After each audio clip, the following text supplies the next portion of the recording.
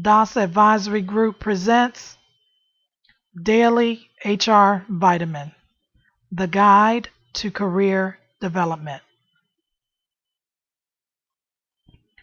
Welcome to the Daily HR Vitamin. I am Centrell Das, your career coach and HR expert.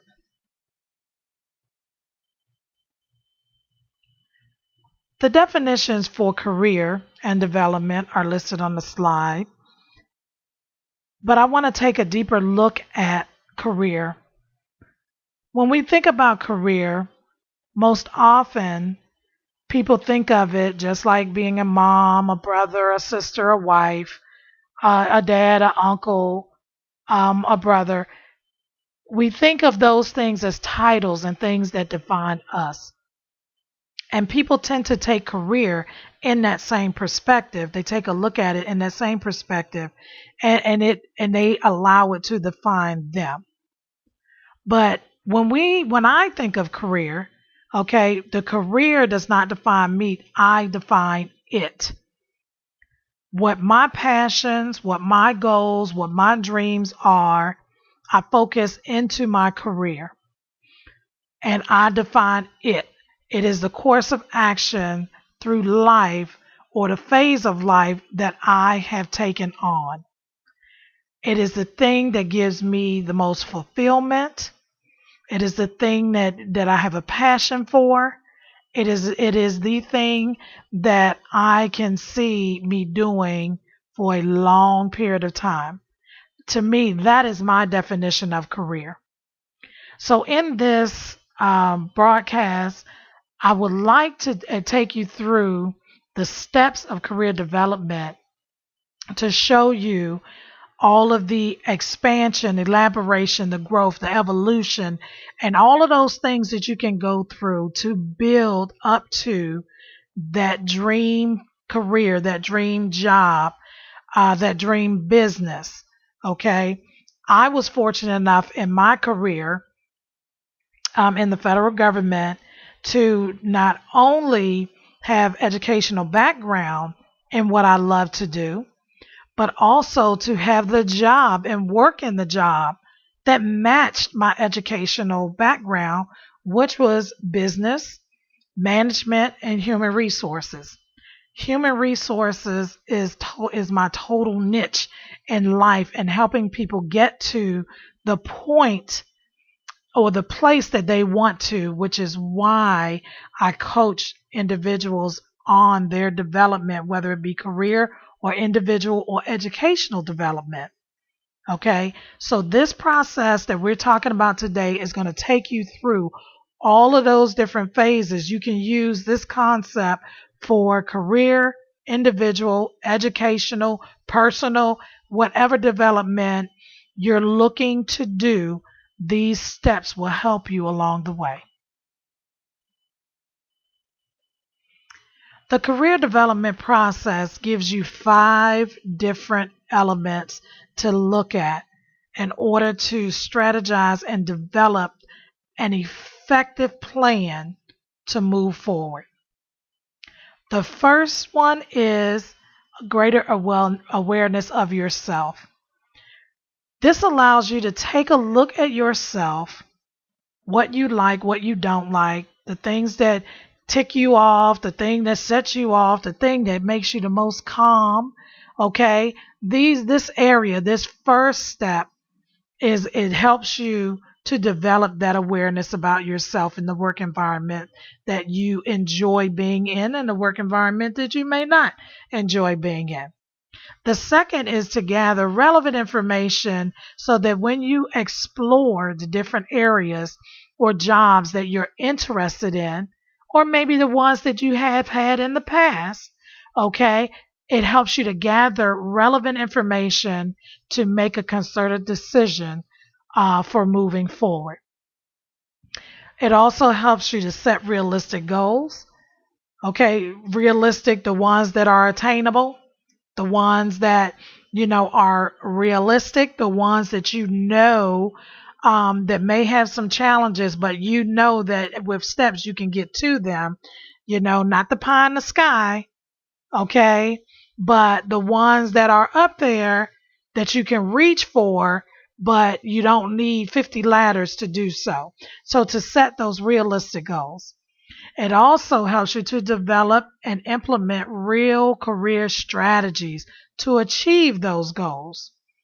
And it also helps you to appraise and evaluate the effectiveness of your efforts. Because our efforts, instead of being the hamster on the spinning wheel and going nowhere, we want to make sure that we're taking steps that'll get us that much closer to our dream arena that we wish to operate in. The process. There are 4 steps to this process. If you follow them, it will definitely be your success to freedom. So we need to free ourselves of the box, the cage that holds us back because we're not operating in the norm. Okay, we're not just taking anything and just be going anywhere just to be going to say we've done it. So the first step is self-assessment, which is our vitamin 1 for today. Exploration, our values, and our interests. Self-assessment is tagged because that is our vitamin 1 for today, is to talk about self-assessment and how we get through that process. We will talk again in another session about exploration, values, and interests. Our self-assessment, which is the most important step. Until we understand who we are, what we like, how we operate, we will not obtain our personal fulfillment. We will not obtain the job or be able to negotiate for the job that we are seeking. Okay? This step helps you to understand you. It helps you to understand your trigger points, your non-negotiables, deal breakers, and absolutes. The focus for self-assessment is finding out who you are first. Find out who you are first. We try to be any and everything to everybody, but we cannot be anything else to anyone else until we realize who we are for ourselves. So until you realize who you are, all of those things are pretty much empty because you're operating without a plan. You're operating without knowing what your absolutes are, your deal breakers, the things, your trigger points and things like that. And most often we get frustrated because in the back of our mind, we know that, oh, I really don't like that, but you keep doing it. And the saying is, if you keep doing the same thing over and over and over, it becomes insanity. So we do not want to operate in insanity. We want to find out who we are first and be that. Because if we be that, then we are being true to ourselves. We are not allowing circumstances and situations to dictate to us what career path we should be in, how we should operate. Our personal goals sit on the shelf. Our individual development is lacking. Okay, so we don't want that. So we want to find out who we are first and be that. The things that you need to do that is quiet time. Take some time for yourself. Take a minute out of being mom, dad, brother, sister, uncle, husband, wife.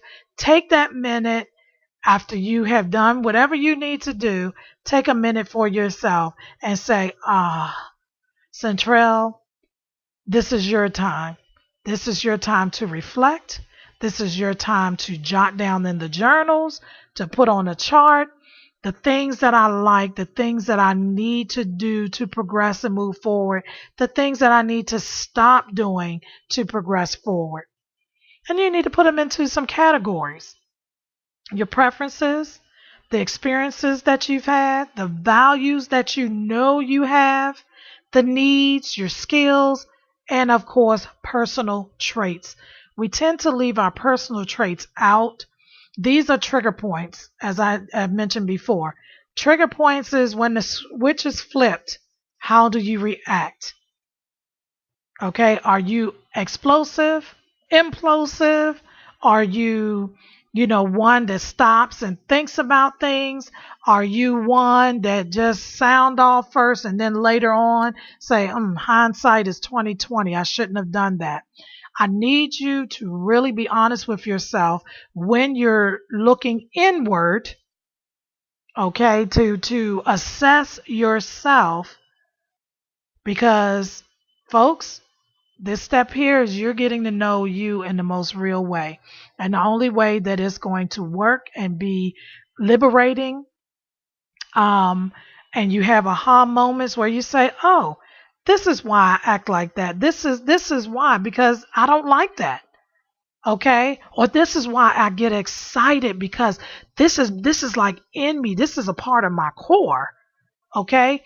We have to get to your core, and your core is your values, your preferences, what makes you tick, the things that you like and don't like. We have to take a look at that. So self-assessment is the key.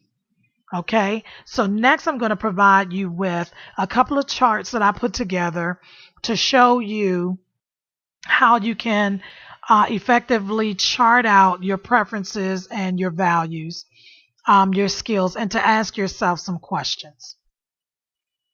Okay, the assessment factors it starts with making a list of all of the things that I mentioned, from your personal preferences, what do you value, what are your deal breakers, and your list is going to be quite long. Okay, it's going to be quite long because you're going to have things that when you look inward, you're going to look at what your heart says, because your heart is going to determine that vision.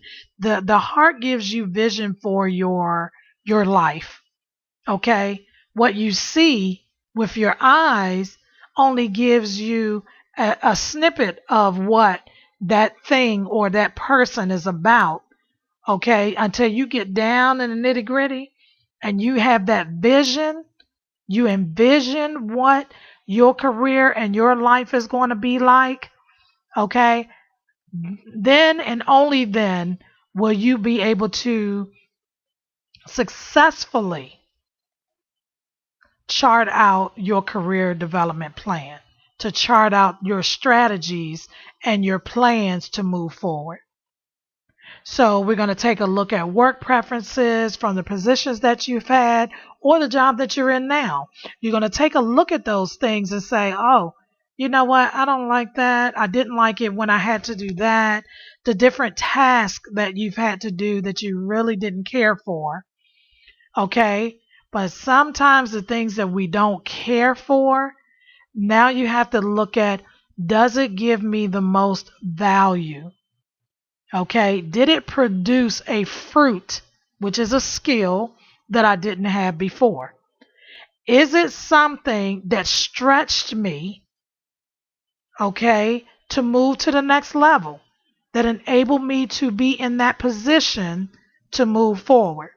So sometimes our likes aren't always good because it's what we're comfortable with, okay?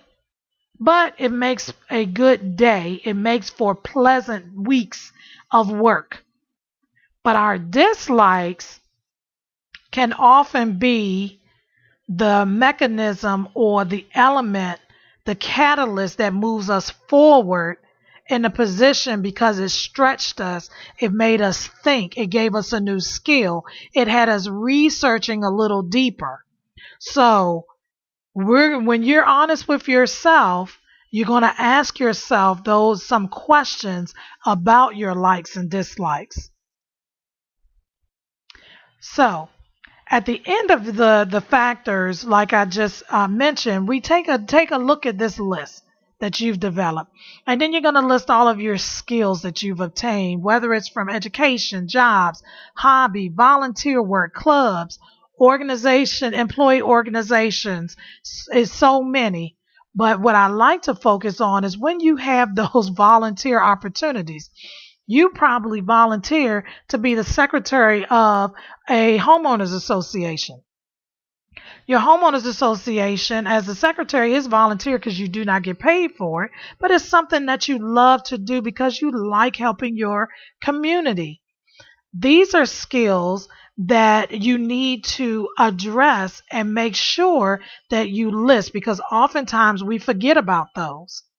Okay, so for instance, I am a volunteer basketball coach. I've been coaching for about 5 years now. However, my children for the last 15, 16 years have played sports, and I've been very active, not quite the team mom, but in some capacity to help the teams out. But as a volunteer coach, okay, I am leading individuals, okay, and helping them to understand the phonetics of basketball, how to play basketball, how to dribble. Okay, these are coaching mechanism. I mean, but they're leading. I'm leading this team, and I must say we've had plenty of undefeated seasons. And basically what I did for them because they were children. I started with kindergarten and moved on up to fourth grade because every year my daughter moves up. I move up in the ranks, and but what I did was ask them, "What do you know about basketball?" I took their knowledge, or whether it was limited or vast, I took what they knew and I used it to help them to learn the game of basketball and to set some plays, develop some plays, which were very simple, but they were effective. So the skills that you gain from volunteer work, okay, you can utilize that in your resume and when you're speaking about the skills you've obtained. So when you're assessing yourself, people don't often think about those things, but those things help you. And much like some of the clubs, one of the young ladies in Coach Speak and Serve said that she had been a member of Toastmasters for years. She was winning awards and topics and things like that. And she really understood, wait a minute, I enjoy speaking and I have something to say. So she launched her speaking, her business, being a coach and speaking and now writing books and things like that. So take those things that you have and to help you nourish and develop and define your career. Okay? Those are the tips that I use personally, that others have used, that I encourage my clients to use. These are the things that's going to help you be successful in finding that career, finding that dream job, or even starting your own business. And it helps you define what your vision is, whether it's for career or business, what your goals are, and it helps you to be strategic in your planning and in your focus. As I previously stated, this is a sample chart that helps you assess what those values are. Okay, there are 5 columns where you can list it, whether it's always to never. Okay, and we're going to take a look at those. Once you establish those, then you should go back and chart them. Okay, we're going to run through the steps of the work preference assessment. After the values, you take a look at the work assessment. Take a look at the work assessment and you list the jobs that you've had or the job that you have. And remember, I said your likes can sometimes be, I want to say, a block because it's your comfort zone. Okay, so you have to be honest with yourself. Why do you like it? Is it because it comes easy? Okay, and you can do it with your eyes closed? That is not growth. I want to say that again. Because it comes easy And you can do it with your eyes closed. That is not growth. That is just you being comfortable in that particular thing, and there is no moving forward from that. Your dislikes, as I stated previously, sometimes they are true traditional dislikes. It is not adding any value. It is not giving you anything additional, no skill, okay, no other opportunity. However, the flip side of that is when you ask, why do I dislike it? Is it because it's uncomfortable? Is it because it stretched you? It really made you think that you worked hard when you. Okay, so your dislike can actually be the stepping stone that you need because it stretches you. If it stretches you as value, as skill, then that dislike needs to have an asterisk beside it because it's probably the tool that they need to move to the next level or to move forward into the remake that you see. Okay? So I'm going to say that again. Sometimes your likes become hindrances, a block for you because you're comfortable in it and it comes easy. Not saying that we don't need some of that during our work, okay, and when we're working. Yes, I'd like for things to be easy. This right here, um, this is my element, and yes, it comes easy, but recording this was very hard for me. Actually getting into it, okay? But I like being able to help people, which is why I'm doing it, okay? So my dislikes are few because it's not that I don't dislike it, I'm just kind of a procrastinator when it comes to this, and I need to stop doing that, okay? So this dislike, however minimal or maximum it is going to help me because it's a skill. It is catapulting me into the next level. Okay, for me to be able to provide this service and to provide additional services to potential clients and to folks listening. Okay, so don't discount your dislikes, but you do have to ask yourself, why do I like it? Why do I dislike it? Now, once you go through your values and your work preferences, you're going to take a look back at that list, okay? And you're going to say the common factors that I like, the common factors that I dislike, with your response of why, okay? And then you're going to ask yourself, does it allow me, does my current job allow me to do the work I like? And is that moving me forward? Does the current job stop me from doing what I like? Is that moving me forward or is it holding me back? Okay? What changes do I need to make? Do I need to look at things differently? Do I need to change my attitude about the work that I dislike?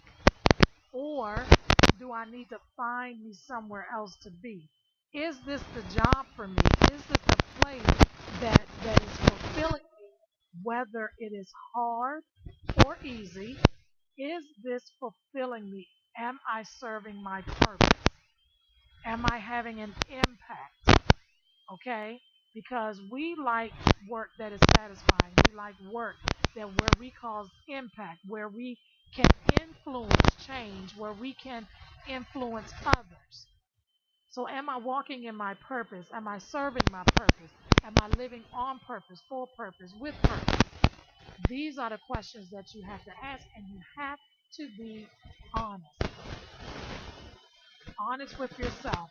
Now, being honest with yourself shouldn't be too much of a stretch, but for many of us it is because we are behind the walls and the shades of everything else that we do for everyone else instead of finding out who we really are, what we really like, how we want to operate, how we're operating, and what our future operation looks like.